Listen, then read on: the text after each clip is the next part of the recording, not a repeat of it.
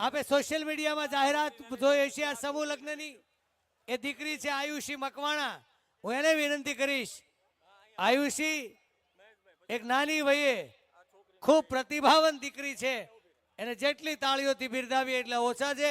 આયુષી પોતાના વિચારો રજૂ કરશે, જોરદાર તાળીઓથી વધાવીએ આયુષી મકવાણા. આ આયુષી તમે જોઈ હશે સોશિયલ મીડિયાની અંદર આ સમૂહ લગ્નની જે જાહેરાત હતી, ક્યારે સમૂહ લગ્ન છે, શું થવાનું છે, એની બધી વાતો એ પોતે બોલી હતી અને તમે સોશિયલ મીડિયામાં આયુષીને જોઈ હશે. એ આપણને એના વિચારો રજૂ કરે છે. આયુષી, હેલો, બોલો વિશ્વકર્મા દાદાની.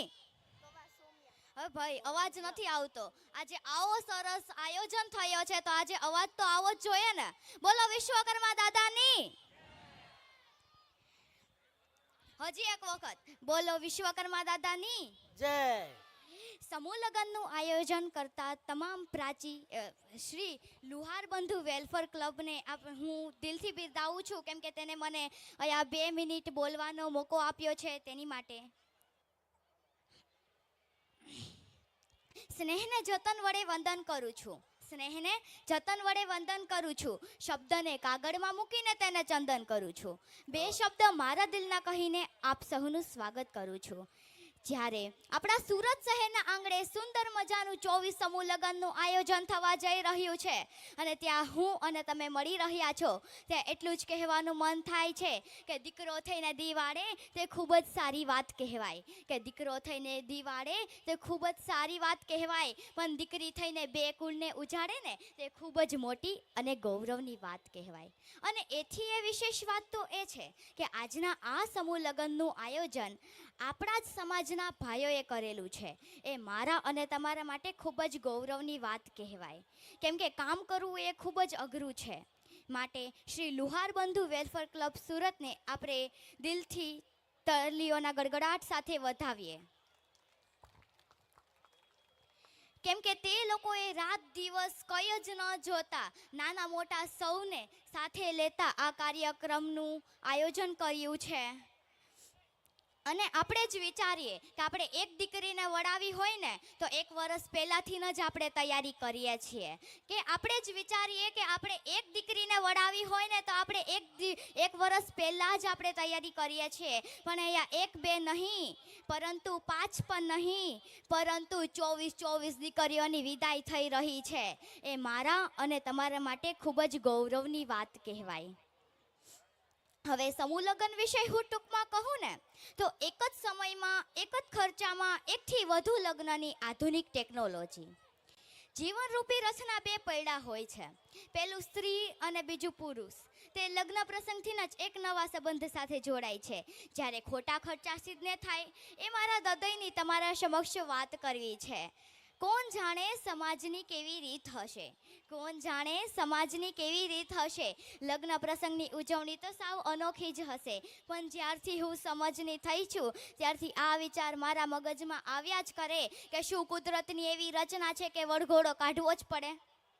ટ્રાફિક અને ધ્વનિ પ્રદૂષણ ફેલાવવાનો શું અર્થ છે? શું ડીજે વગર સપ્તપદીના ફેરા નથી ફરી શકાતા?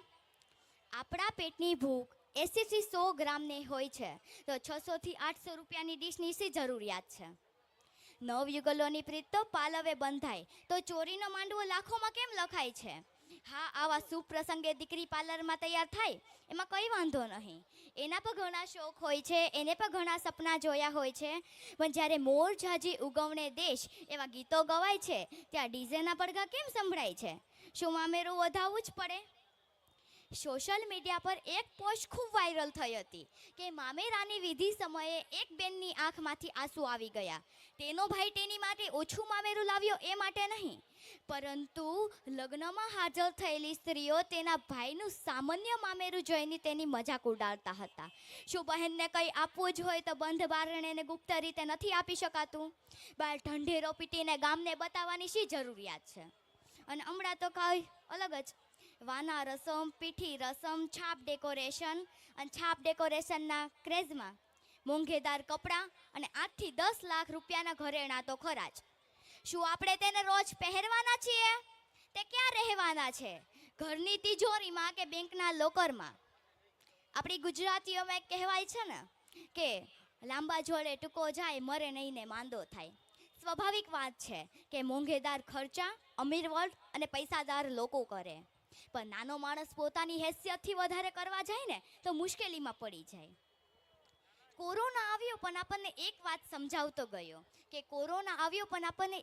સમજાવતો ગયો કે માણસ ઓછા ખર્ચે પર પોતાનું જીવન સારી રીતે જીવી શકે છે. દેખાદેખી કરીને, ખોટા ખર્ચા કરીને પોતાના દીકરી કે દીકરાના ધામધૂમથી લગ્ન માટે તેના પિતા પર કેટલી મોટી જવાબદારી આવી પડે છે.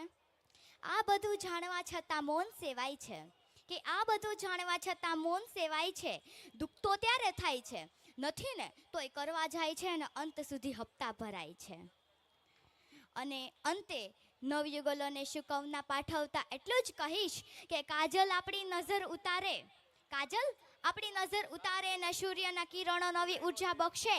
સમાજમાં દાંપત્ય જીવનનું શ્રેષ્ઠ ઉદાહરણ બનો. સૃષ્ટિ એવું તરબતર સ્નેહને બરસાવે.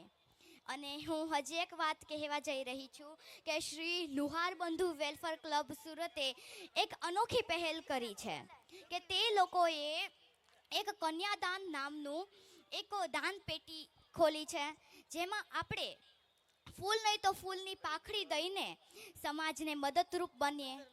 બસ એટલી જ મારી ઈચ્છા છે. બસ આટલું જ કહીને હું મારી વાતને વિરામ આપું છું.